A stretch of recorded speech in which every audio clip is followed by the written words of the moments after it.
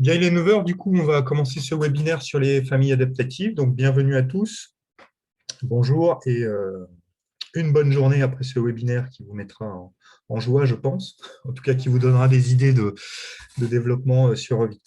Voilà, donc je suis Thomas Robillard, formateur chez Atlancad. C'est moi qui vais donc animer cette formation. Donc, j'ai une formation d'archi et ça fait 3 ans maintenant que je suis formateur chez Atlancad, principalement sur Revit pour de l'initiation et du perfectionnement. Qu'est-ce que les familles adaptatives? Les familles adaptatives, donc c'est des familles très spécifiques qui vont pouvoir adapter leur forme et leur dimension en fonction de points particuliers dans la maquette, tout simplement. Donc on va générer des formes à partir de points, et c'est ces points qu'on va venir positionner, et ça va déformer la forme qu'on aura générée à partir d'un gabarit de famille spécifique. Euh, Modèle générique adaptatif, on verra aussi qu'on a une famille de motifs de panneaux de mur rideau, qui est également adaptatif, on y viendra après. Donc, qu'est-ce qu'on peut faire avec des familles adaptatives? Donc là, on va être sur des exemples quand même relativement simples. Une toile tendue, par exemple. Ici, donc ces familles, ça peut être des solides ou des vides. Donc là, c'est le cas d'un solide pour la toile tendue. On va pouvoir faire des vides également pour venir créer un moucharabier, par exemple, comme ça, ou simplement un treillis, en venant générer des vides qui auront dans ce cas-là comme point d'accroche des points, peu importe, mais sur la face du mur. Ici, les points singuliers, c'est l'extrémité des poteaux. Ici, en fait, on ne le voit pas parce que j'ai masqué les lignes de modèle, mais il me faut bien un point d'accroche ici pour ma toile tendue. Donc, en fait, j'ai ici une ligne de modèle qui est masquée, qui me permet de venir m'accrocher dessus. Et puis ici, d'autres modèles génériques donc, qui sont des câbles. Donc, on peut générer des formes qui sont au départ des extrusions verticales, on va dire, et ici des extrusions de deux cercles pour générer un câble. Et puis, on verra que dans des cas plus complexes, on va pouvoir également s'en servir pour modéliser comme ça une membrure à partir de profils tubulaires, par exemple. Donc, du coup, dans un cas, l'autre, c'est des points singuliers. Ici, c'est la face d'un mur. Et ici, c'est un peu plus particulier. Ça va être en fait euh,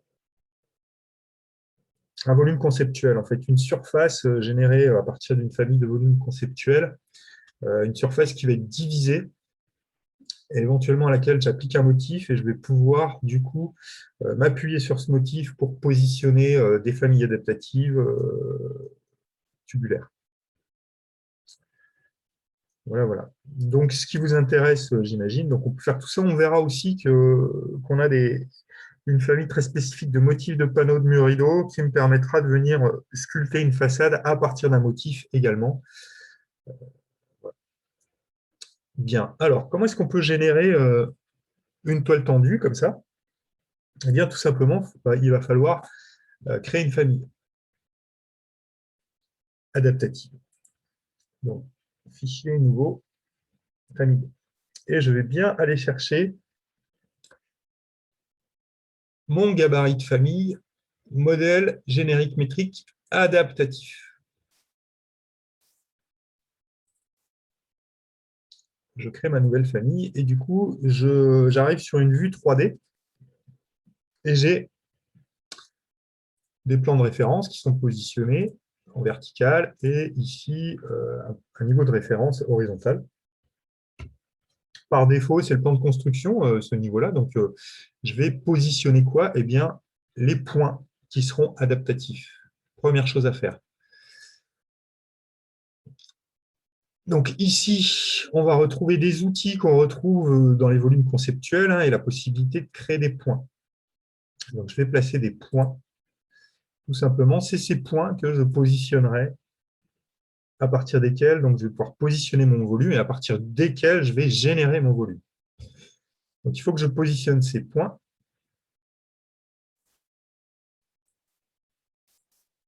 Je fais 4 points. Donc là, plutôt en tournant dans le sens, puisque à partir du moment où je les resélectionne, pour l'instant, ils ne sont pas adaptatifs. C'est juste des points à partir desquels je pourrais générer une forme, mais qui ne seraient pas adaptatives. Il faut absolument que je sélectionne ces points et que je regarde. Donc, dans les commandes contextuelles liées à la sélection des points, ici, j'ai rendre adaptatif. Et vous voyez qu'apparaissent en fait associés à ces points 3 petits plans. Donc, le point est à l'intersection de ce plan. Et ils ont un petit numéro 1, 2, 3, 4. Donc, c'est dans l'ordre les points que je vais pouvoir positionner dans ma maquette lorsque j'aurai généré ma famille adaptative, donc le volume qui va pouvoir se positionner dans le projet. Alors, pour générer la forme, les points ne suffisent pas puisqu'il faut que je détermine le contour d'une surface qui pourra être extrudée pour créer un volume.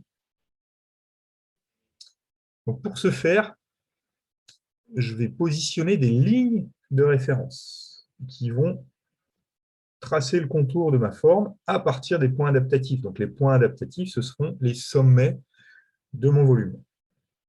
Et puis, pour les contours, je vais m'appuyer sur des lignes de référence, ici, lignes de référence. Alors, comme toujours, dans Revit, on a des commandes contextuelles éventuelles, mais il faut bien regarder ici les options contextuelles. Donc ici, plan de placement au niveau de référence, bah oui, comme les points sont sur le niveau de référence, je vais le mettre aussi sur le niveau de référence. Créer une surface à partir de boucles fermées, ça veut dire que si je trace mes lignes de référence et qu'elles sont fermées, qu'elles font comme une polyligne un petit peu, en quelque sorte, eh bien ça générera automatiquement un volume ou une surface. Je ne vais pas nécessairement le faire tout de suite, je pourrais le faire dans un deuxième temps. Ensuite, ce qui est important, c'est de bien activer l'accrochage 3D pour venir s'accrocher automatiquement sur les points, ici. Et de créer la dépendance entre les points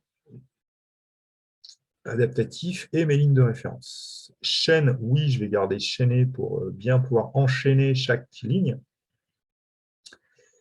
Voilà, c'est les impératifs, il faut bien cocher ces 2 petites cases. Je vais partir du point 1 pour tracer ma première ligne de référence, deuxième ligne, troisième ligne, quatrième ligne. Je fais échappe lorsque j'ai terminé.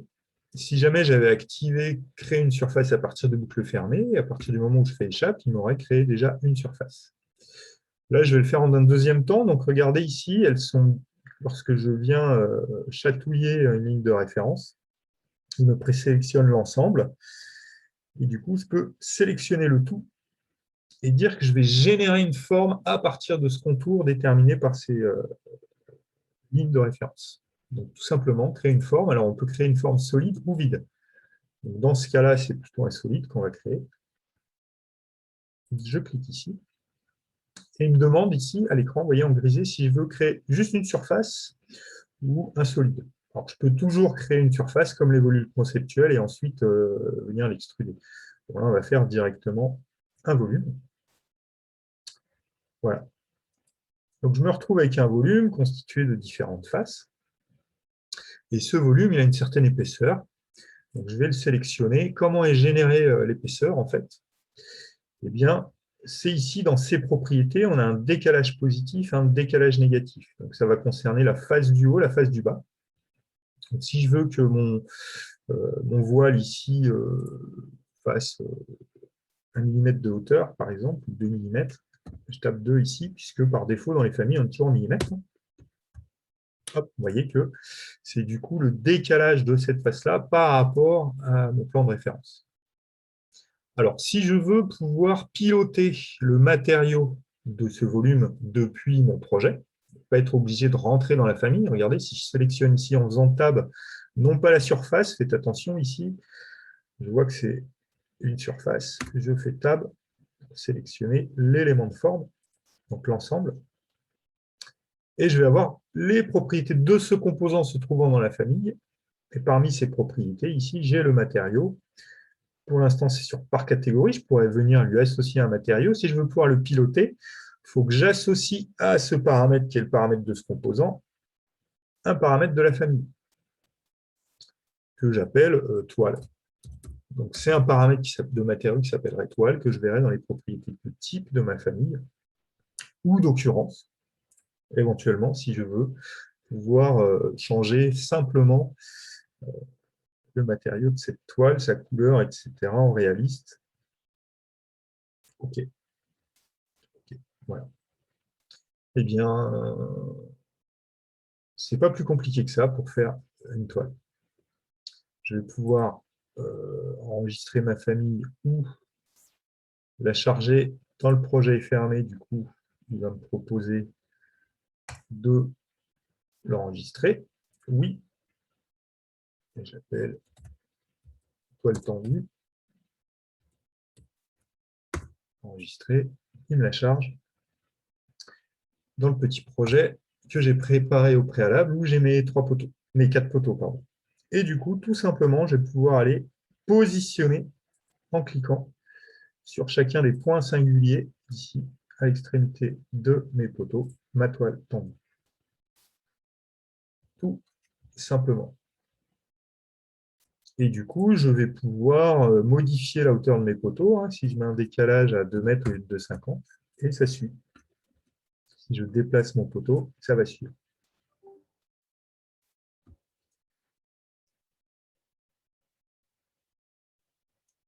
Bien, donc ce cas-là est relativement simple. Alors, vous avez vu que sur l'exemple ici, j'ai positionné des câbles. Effectivement, souvent, c'est un peu plus fait comme ça. On pourrait dire qu'on pourrait faire une famille avec une toile plus les câbles direct dedans. Pourquoi pas? Moi, je ne vous conseille pas trop de vous aventurer là-dedans parce que ça commence à être plus compliqué puisqu'il faudrait rajouter éventuellement un côté paramétrique dans la famille adaptative. Sachez qu'on peut faire du paramétrique dans la famille adaptative. Exemple, je peux, quand je fais modifier la famille, associer le décalage positif à un paramètre, par exemple, que j'appellerais épaisseur, E, que je mettrai en occurrence ici. Et ça viendrait piloter. Ça, c'est relativement simple. On peut rendre l'épaisseur de la toile paramétrique. Si on veut plutôt rendre paramétrique, du coup, un câble ici qui serait associé à un point ici, et puis créer des relations entre la position de différents points, entre la position de différentes faces, etc., ça va être nettement plus compliqué, puisque l'aspect paramétrique va venir très rapidement en conflit avec l'aspect paramétrique. Donc, il y aura souvent des impossibilités et on n'obtiendra pas nécessairement ce qu'on veut. Donc, dans un cas simple, en tout cas au début, faites simple et faites juste des volumes à partir de points. Du coup, je vais charger de nouveau ça dans le projet et le remplacer. Et du coup, ici, je vois que l'épaisseur est bien paramétrique. 0,05 par exemple. Hop, vous voyez que j'ai une épaisseur qui vient se rajouter.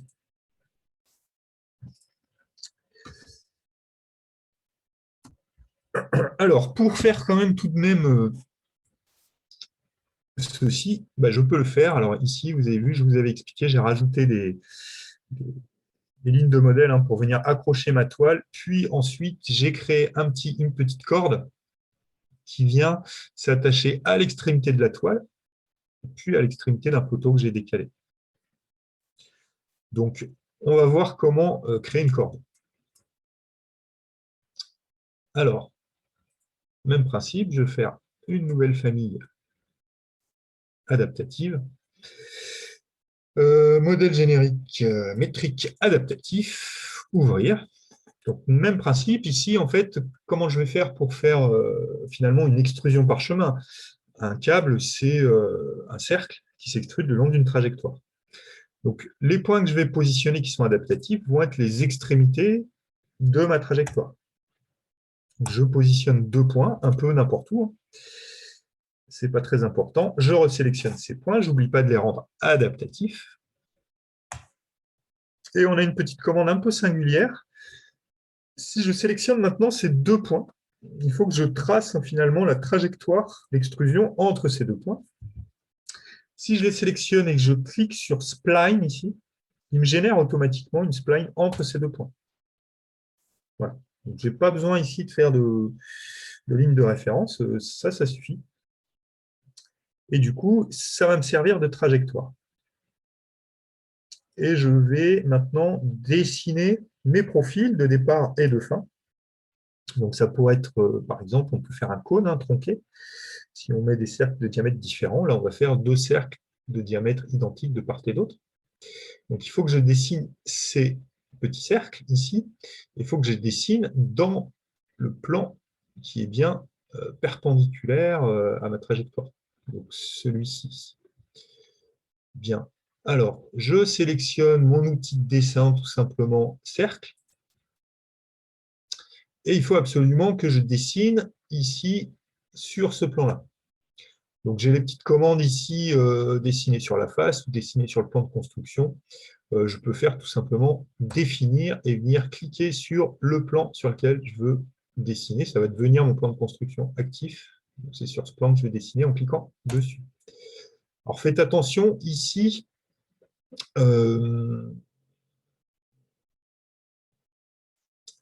il faut, suivant la dimension que vous allez donner, il faut absolument zoomer, puisque vous avez peut-être déjà constaté, quand vous faites des dimensions trop petites à l'écran, Revit ne veut pas les générer. Donc il faut zoomer pour que ce ne soit pas trop petit à l'écran. Et je vais m'appuyer sur mon point pour faire mon cercle. Alors,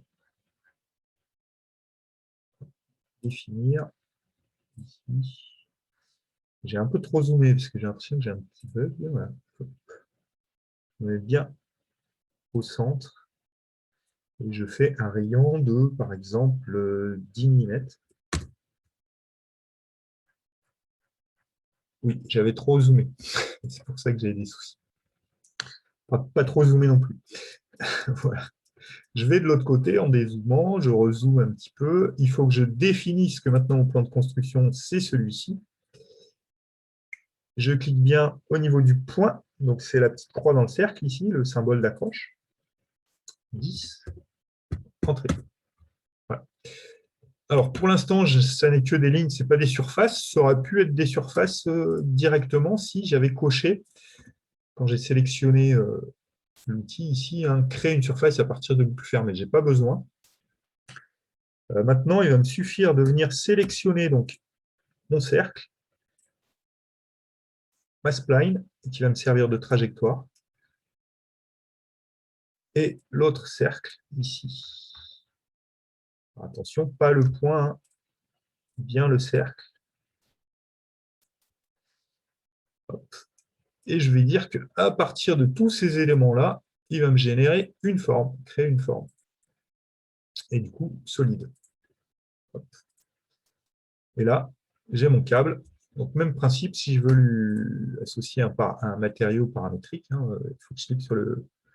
J'associe donc le paramètre de cette forme-là à un autre paramètre de matériau. Je ne vais pas nécessairement le faire. Et du coup, je vais pouvoir faire charger dans le projet fermé, de telle sorte qu'il me propose de l'enregistrer, ma famille, que j'appelle record, enregistrer, puis il me propose de la charger ici. Alors, là, je pourrais très bien venir m'attacher un peu où je veux, ici, n'importe quel point, faire ça et ça. Sauf que ce n'est pas ce que je veux faire. Donc, si je veux faire ce que je voulais faire précédemment, il va me falloir un point d'accroche dans le vide, en quelque sorte, ici. Donc, je vous ai dit, l'astuce ici, c'est de créer une ligne de modèle. Alors, pour créer une ligne de modèle rapidement, je vais déjà copier mes poteaux. Les repositionner. Il faudrait idéalement plutôt le faire en plan.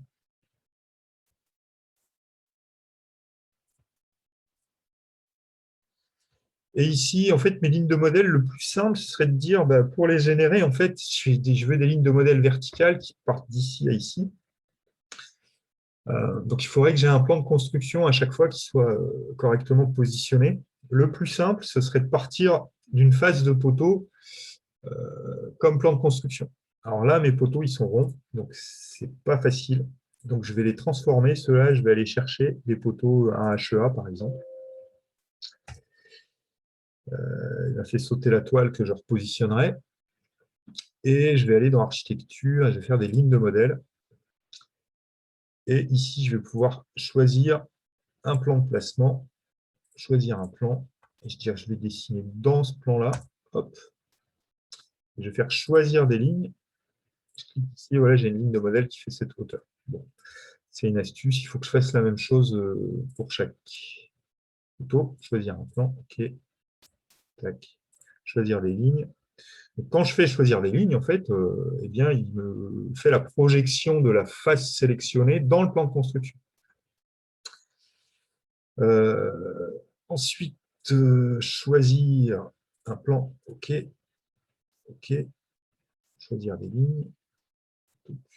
Donc, bon, il faudra réfléchir si on veut être hyper précis. Peut-être qu'il faudra faire autrement, faire un petit poteau carré et choisir la bonne face ou la bonne arête. Choisir un plan, hop, puis choisir des lignes, hop, et on les met dans ce plan. Voilà, et puis maintenant, je peux supprimer mes poteaux et je retrouve ici mes lignes de modèle. Et puis ici, je peux rappeler via composant, placer un composant, ma famille, non pas de cordes, je pourrais le faire direct, mais ma famille de toiles tendues ici. Hop, et je vais pouvoir venir me positionner à l'extrémité de mes lignes de modèle. Et ensuite, je vais venir chercher ma famille de cordes et je vais pouvoir dire je pars d'ici jusqu'à là, d'ici jusqu'à là. Alors, vous avez vu ici, j'ai enlevé chaîner, hein, il n'est pas actif pour pouvoir faire ce que je fais. Sinon, il viendrait enchaîner les cordes, les unes derrière les autres. Voilà. Et maintenant, pour ajuster tout ça, eh bien, je vais pouvoir jouer à la fois sur mes lignes de modèle, mes poteaux, etc.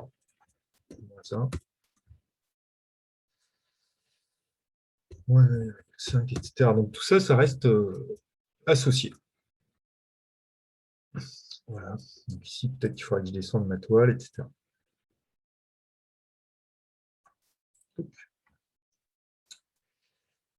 Alors attention, celle-ci s'est déplacée. Voilà. Bien. Voilà pour le premier exemple qui peut servir, hein, faire de la toile tendue. Alors, on peut faire des toiles tendues plus complexes, bien évidemment. Je peux mettre plus de, soit que 3 points pour faire une voile d'ombrage triangulaire, soit beaucoup plus de points pour venir m'accrocher sur une forme plus complexe. J'aurais même pu rajouter des points éventuellement au centre qui seraient non paramétriques, non adaptatifs, par exemple. Bien. Ensuite, si je retourne sur mon exemple, deuxième exemple, comment faire ceci? Eh bien, ça va être le même principe, sauf qu'au lieu de générer un plein, je vais générer un vide, tout simplement. Donc, fichier, nouveau, nouvelle famille, de modèle générique métrique adaptatif. Vous voyez, je vais placer 4 points. Qu'est-ce qu'il faut faire, hein? Qu'est-ce qu'il faut faire maintenant? Eh bien, les rendre adaptatifs, ces points. Donc, je les sélectionne, rendre adaptatif. Même principe que pour la toile tendue, je vais tracer mes lignes de référence, pardon, d'ici à ici, donc avec l'accrochage 3D et la chaîne activée.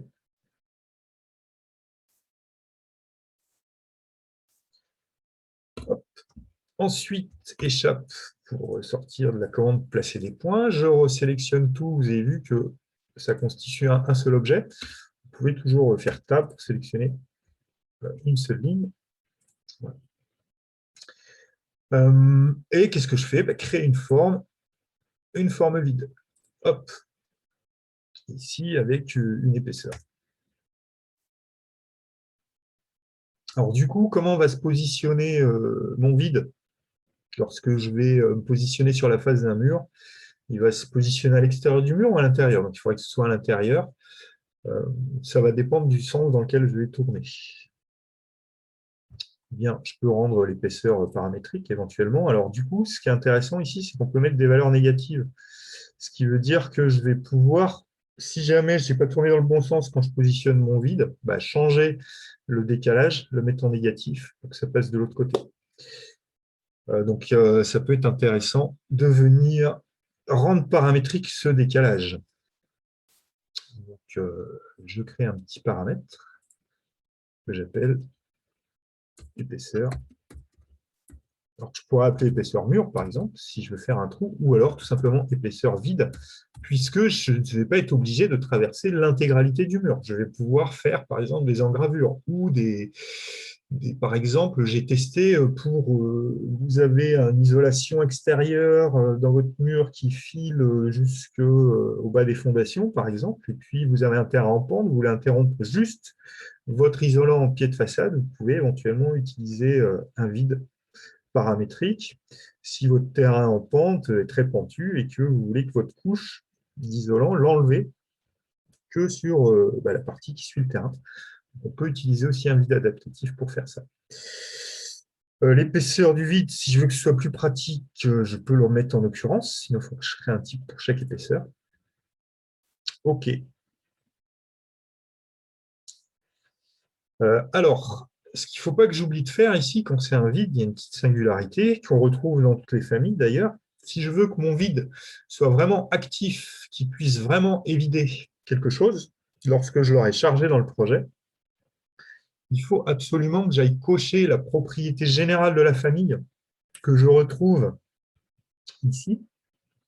Catégorie et paramètres de famille, c'est les paramètres généraux, coupés avec des vides une fois chargés. Je le sélectionne. Je le retrouve aussi, ce paramètre, en fait, quand je ne sélectionne rien dans la famille, je le retrouve ici. Dans les propriétés, couper avec des vides une fois chargés, c'est bien coché. Je vais faire charger dans le projet fermé de telle sorte qu'il me propose de l'enregistrer, cette famille. Oui, je veux l'enregistrer et j'appelle vide. Adaptatif.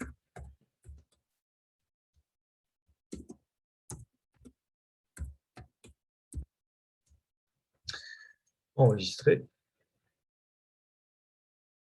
Et il me charge dans mon projet. Alors là, je n'ai pas fait le mur, donc je ne vais pas pouvoir. Vous voyez, il est énorme ici, mais je vais pouvoir le positionner plus simplement. Alors, je vais le placer où? Regardez, vous avez placé sur la face ou placé sur le plan de construction. Donc, comme ça va être un mur, je vais le placer sur la face, mais au préalable, il me faut créer un mur. Alors, je prends celui-ci, hop, peu importe son orientation, hein, puisque il va se mettre sur la face, en fait. Donc, il faut que j'appelle maintenant ma famille, que je réappelle ma famille. Alors, soit je fais composant, placer un composant. Vous avez aussi la possibilité de passer toujours, comme toujours, par les familles ici dans l'arborescence du projet. C'est bien un modèle générique. Je retrouve tous mes modèles génériques adaptatifs, mais tous les autres également. Hein. Modèle générique, qu'ils soient adaptatifs ou pas, c'est la même catégorie. Je déroule vide adaptatif pour aller chercher le type. Ça, c'est la famille, ça, c'est le type, et c'est le type que je clique et glisse. Et du coup, vous voyez, comme je suis placé sur la face, il me propose de... Elle s'affiche en bleu, cette face, et je vais pouvoir mettre un point dessus. Alors, faites attention, quand vous êtes placé sur une face,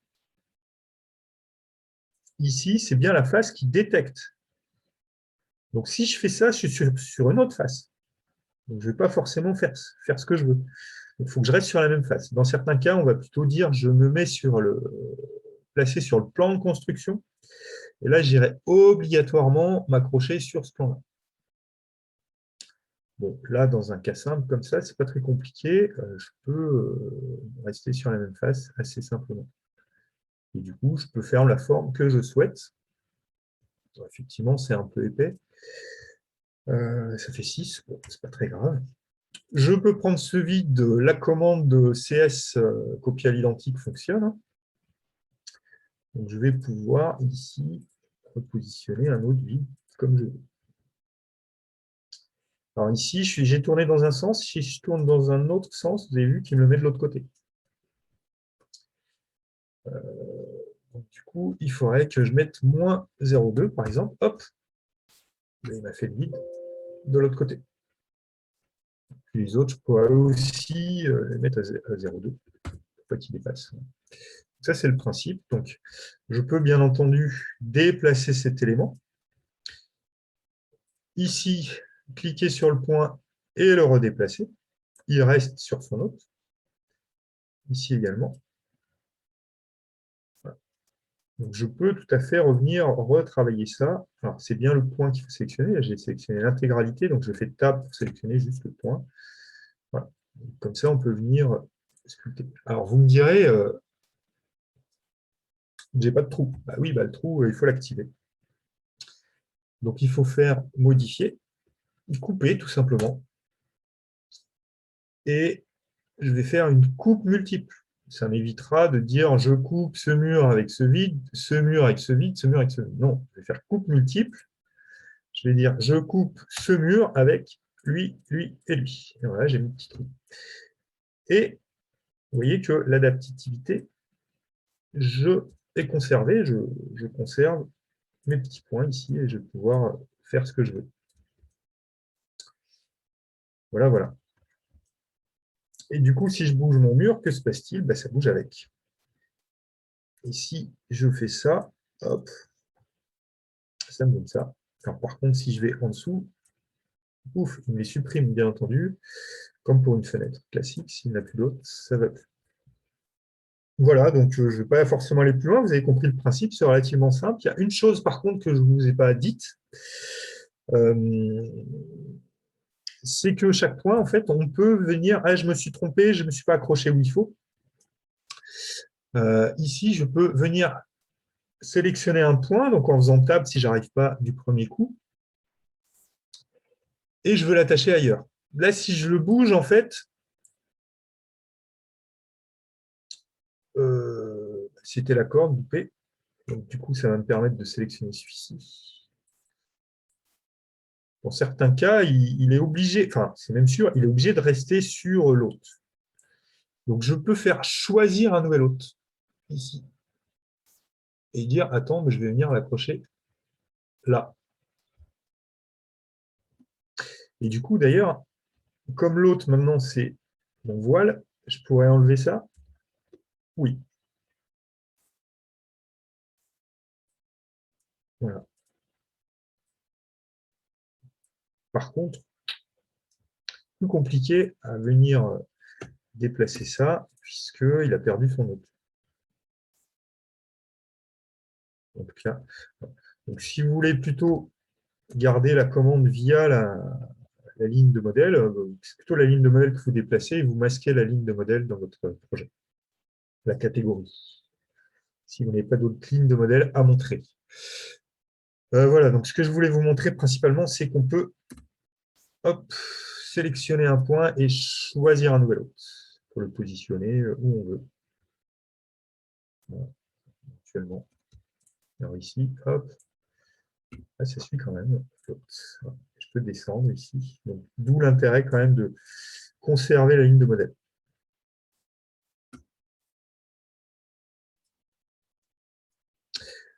Voilà, donc des cas simples, mais hyper pratiques si on veut faire un peu de sculpture. Alors maintenant, ce que je vais vous montrer, c'est comment faire des choses un peu plus complexes. On va parler des panneaux de mur rideau. Je pense que ce sera mieux dans un premier temps, plutôt que d'aller voir la structure tubulaire. C'est le même principe que pour la corde, en fait.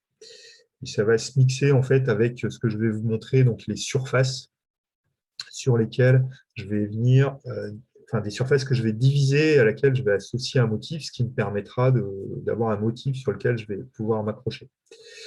Donc pour avoir des surfaces divisées avec un motif sur lequel je peux m'accrocher, il faut absolument créer un volume conceptuel. Donc le volume conceptuel, on peut toujours le faire in situ. Dans la rubrique volume et site. Ici, volume et site, je peux créer un volume in situ. C'est un peu moins pratique de le faire in situ que de le faire dans une famille, parce que dans la famille, une famille de volume, en fait, je vois les plans de référence, ce qui peut m'aider. Donc, je vais faire plutôt une famille. Fichier, nouvelle famille. et je vais faire un volume conceptuel générique. Volume métrique, ouvrir. Alors, je ne suis pas en train de créer une famille adaptative. Ici, on est vraiment sur autre chose. Ça ressemble un peu, c'est un peu le même principe. En fait, les familles adaptatives sont des volumes adaptatifs en quelque sorte. Ça, c'est un volume, mais je n'ai pas l'adaptativité. Donc, je vais faire par exemple une coupole ici et je vais venir. Non, je ne vais pas faire une coupole. Non, pas tout de suite. Je vais faire juste un volume, un parallépipède. Donc, je mets 4 points ici. Je sélectionne ma surface et je crée une forme à partir de cette surface, une forme solide. Donc maintenant, je me retrouve avec des surfaces ici. Et cette surface, je vais pouvoir la diviser.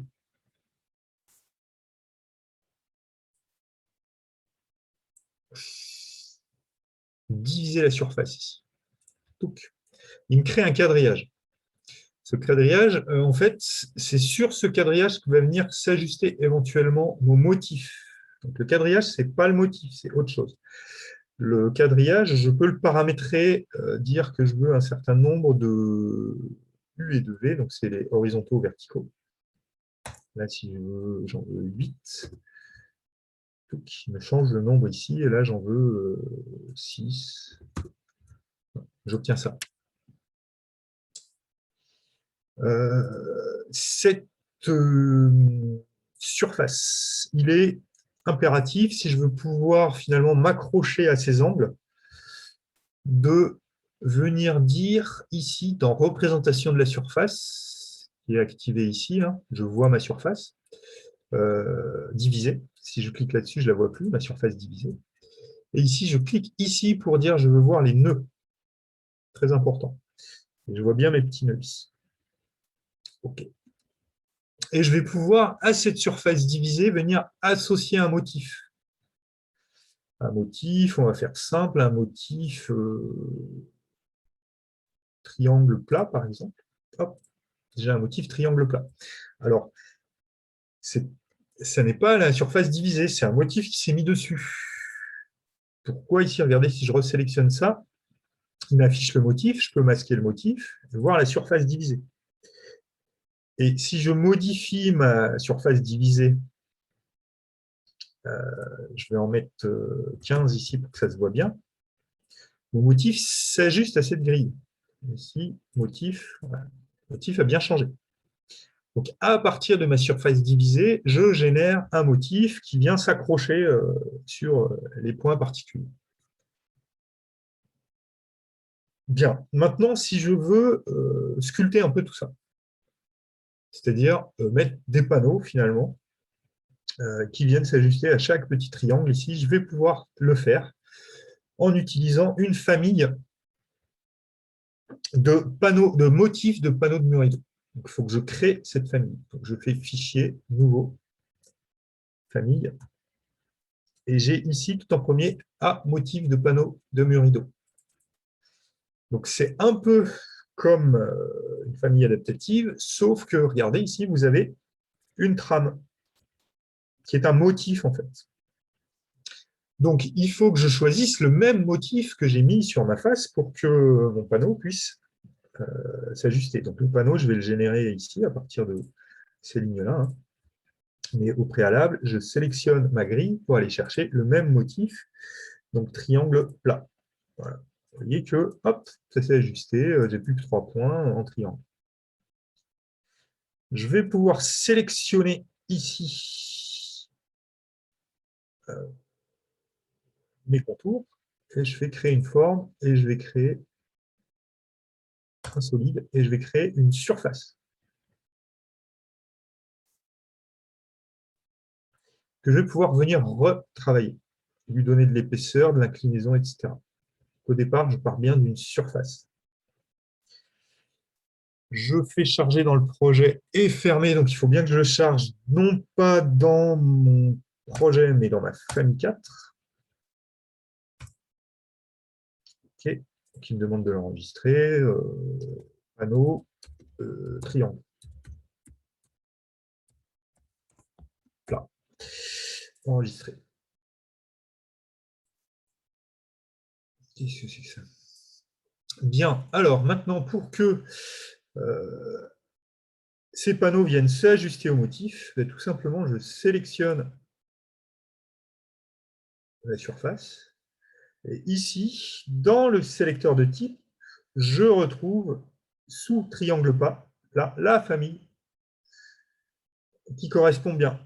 Il faut que ce soit le même motif dans les deux, et du coup, ma famille apparaît au niveau du motif concerné. Hop, je sélectionne, et il est venu me mettre ici maintenant, si je fais Tab, des surfaces que je vais pouvoir reprendre.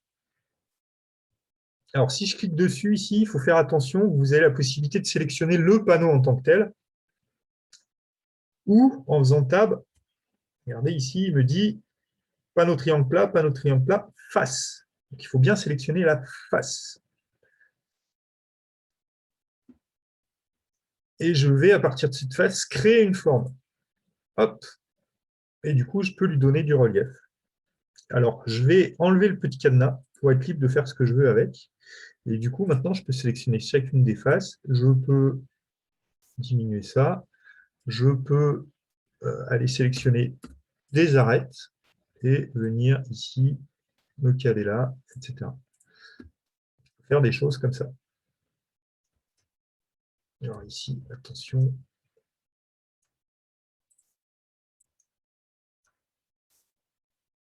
Bien rester dans le plan, ici, etc. Donc, je vais pouvoir tout simplement sculpter. Je peux même aller chercher des points pour venir mettre ça, hop, ici. Ah, toc, toc, toc.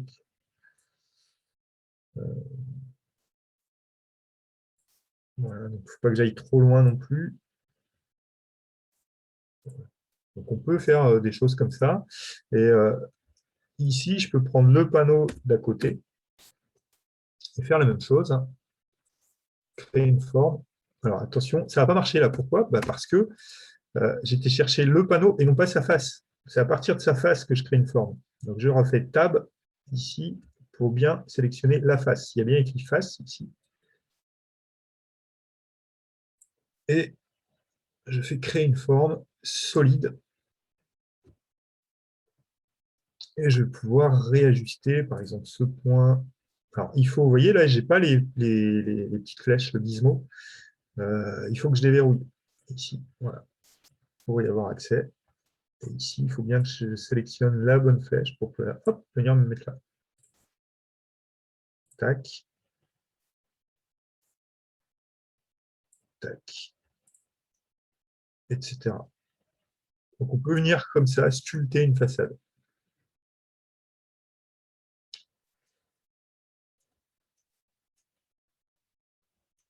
Bien, il est 46. Du coup, ça, c'est vraiment le principe. Je peux charger ça dans ma famille.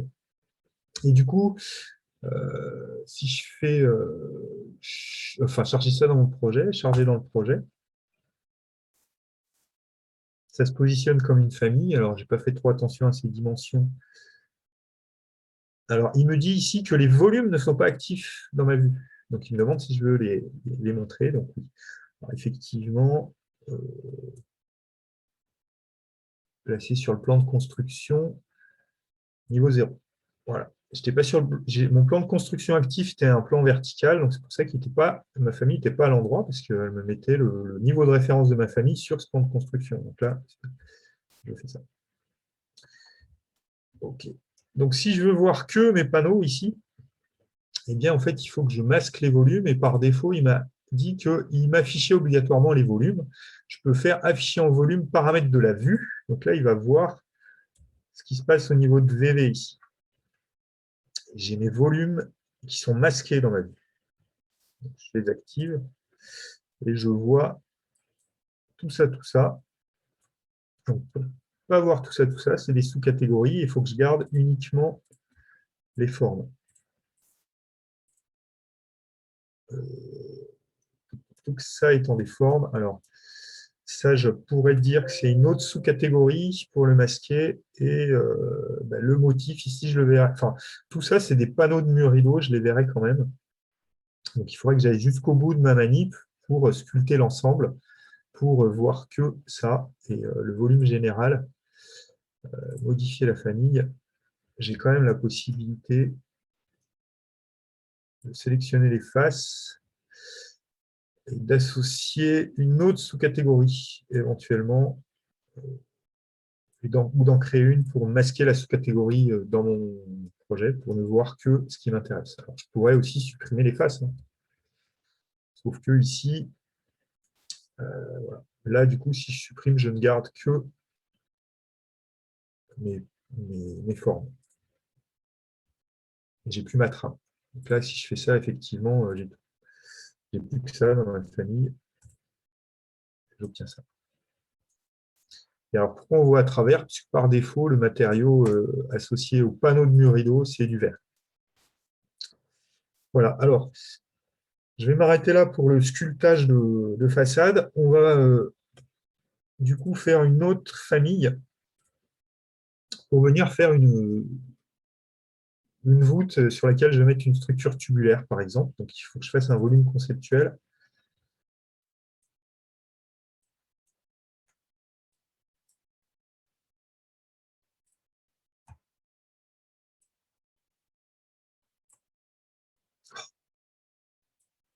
Donc, voilà.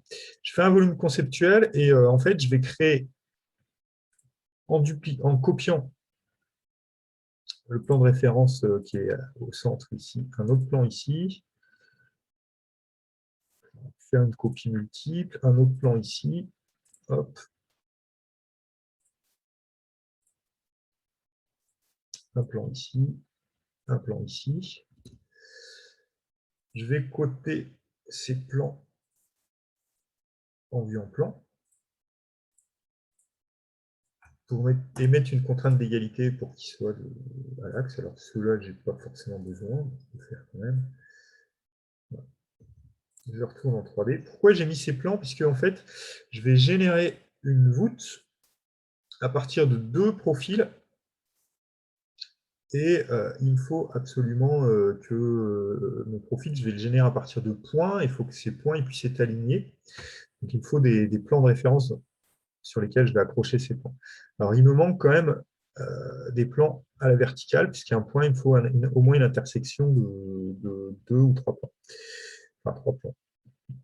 Je vais me mettre en vue d'élévation. Ouest. Et je vais pouvoir créer donc, plan de référence. Ici, ça va être le bas de mon arc, et ça va être le haut. Alors, je pourrais venir mettre un petit paramètre, éventuellement.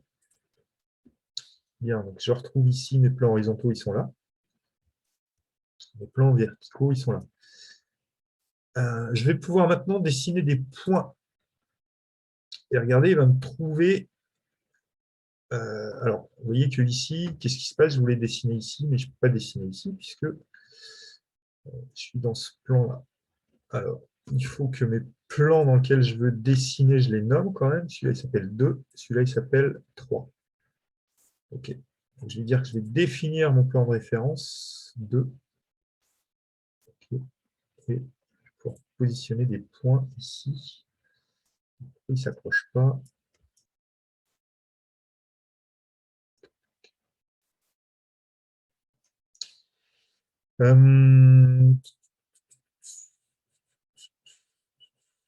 Vous voyez que je n'ai pas l'accrochage ici à l'intersection de ce plan et de ce plan.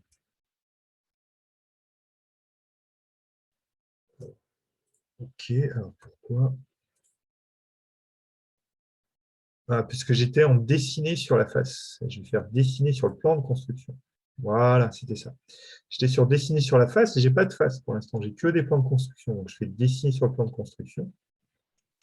Et je vais trouver les intersections ici, donc entre ce plan et ce plan. Voilà. Entre ce plan et ce plan. Et entre ce plan et ce plan. Du coup, à partir de ces trois points ici, je les sélectionne. Je vais dire que je veux faire une trajectoire, enfin une spline. Hop, il m'a fait. Et du coup, je vais faire la même chose exactement dans ce plan-là. Donc, je fais définir mon plan de construction, je le sélectionne. Maintenant, c'est bien dans ce plan que je vais dessiner. Et je vais rechoisir ligne. Je suis bien sûr dessiné sur le plan de construction. Hop.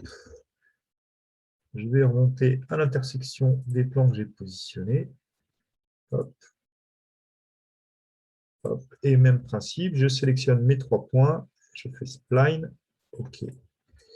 Et maintenant, si je sélectionne l'intégralité sans les plans de référence, donc en 2 temps, gauche à droite pour ne sélectionner que ce qui est dans mon rectangle de sélection, et je fais créer une forme solide. Voilà. Elle m'a fait une surface. Et maintenant, cette surface, même principe, je vais pouvoir lui appliquer, enfin la diviser plutôt, avant de pouvoir lui appliquer un motif. Donc, je fais diviser la surface. Là, je vais faire simple, je ne vais pas le changer. Je vais aller chercher un motif, par exemple, le triangle aussi. Alors là, je peux faire triangle courbé pour bien que ça suive la courbe. Voilà, ici. Alors, qu'est-ce que je n'ai pas fait? Je n'ai pas, si j'affiche la surface, je n'ai pas dit que j'avais les nœuds. C'est mieux d'avoir des nœuds pour pouvoir s'accrocher quand même. Voilà, donc j'ai activé la visibilité des nœuds. Et puis, rapidement, je vais faire une nouvelle famille de modèles génériques métriques adaptatifs. Alors, je pourrais créer autant de points que de, que de nœuds IA pour vraiment suivre la courbe et le motif. Bon, je peux aussi faire plus simple, faire juste 3 points à chaque extrémité. Je ne suis pas obligé de me mettre sur les plans ici. Je les rends adaptatifs. Tac, je crée une spline à partir de ça. Et même principe, je vais dessiner un cercle en définissant que mon plan de construction, c'est celui-là. Et je vais dire que ça fait 200 de part et d'autre. Définir le plan de construction. Ici, 200. Et ensuite, je sélectionne ma ligne et mes 2 profils que j'ai tracés tout simplement à partir de lignes dans les bons plans, dans les plans des points adaptatifs pour bien que ça soit adaptatif. Et je fais créer une forme solide. OK. Et maintenant, je charge ça donc dans ma famille, qui est la famille 6, je crois. Et vous voyez que ici, maintenant, alors il vaut mieux le faire en 3D pour bien savoir où on s'accroche. Et je vais pouvoir ici, si je veux faire une membrure courbe, je vais pouvoir dire je pars d'ici, il va me demander de positionner le point du milieu. Donc ici. Et alors, il faut dézoomer, il peut y avoir des petits problèmes d'affichage. Ici. Alors, vous avez vu, peut-être que le milieu n'est pas au bon endroit. Donc, si vraiment je veux suivre parfaitement ma courbe, il faudrait que je rajoute des points adaptatifs en fait dans ma famille adaptative. Je peux peut-être ajuster, ce sera plus proche de ma surface si jamais je sélectionne ce point, choisir un autre et que je le change pour venir le mettre ailleurs. Ici, non, c'est pas parfait. Voilà. Bon, vous avez compris le principe. Là, forcément, il ne suit pas forcément la courbe. Si j'avais pu m'accrocher à ce point-là, ce point-là, ce point-là, ce point-là, ce serait parfait.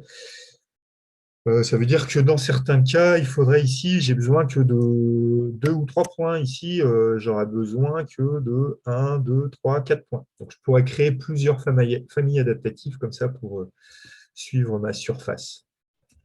Alors, je peux toujours sélectionner une famille adaptative et on a la commande. Non, on n'a pas la commande, autant pour moi dans la famille, je n'ai pas répété, copié à l'identique. Et du coup, ici, comment je fais pour repositionner cet élément? Je ne sais pas. Eh bien, tout simplement, vous allez dans les familles. Dans modèle générique, vous retrouvez la famille ici et vous cliquez, glisser votre type. Et vous pouvez tout simplement venir suivre ensuite votre... ici, par exemple, le bas. Alors, il faut que j'aille d'abord au milieu, puis à l'extrémité. Alors, je dézoome. J'ai fait ça. Puis, je peux continuer à positionner cette membrure-là. hop, etc. Bon, je vous avais dit, hein, ça prendrait bien toute l'heure. Donc, il est 9h58. Donc, je vais devoir mettre fin au webinaire. Bon, j'espère que ça a été clair pour vous. Vous pourrez tester ça, il ne faut pas hésiter, et l'utiliser. Alors, on pourrait faire des choses encore plus complexes que ça, mais au début, je vous conseille quand même de faire des choses simples pour tester, parce qu'il y a des petites étapes à ne pas manquer, hein, bien rendre ses points adaptatifs, etc. Bien choisir ses plans de construction. Voilà, voilà. Alors, je regarde quand même vos petits commentaires. C'est très bien, merci, merci. Bon, bah, merci beaucoup, super. Bon, bah, très bien, vous avez l'air content. Je suis content moi-même, si vous l'êtes. Et voilà, bah, peut-être au prochain webinaire. Je ne sais pas encore sur quelle thématique il sera. N'hésitez pas à nous envoyer des petits messages. Comme vous êtes inscrit, vous aurez un petit mail qui vous demandera un retour. Donc, n'hésitez pas à dire ce que vous voudriez voir en complément, ce qui nous permettra de choisir la thématique du prochain webinaire. Mais je vous remercie. Je vous souhaite également une bonne journée et peut-être à bientôt. Au revoir.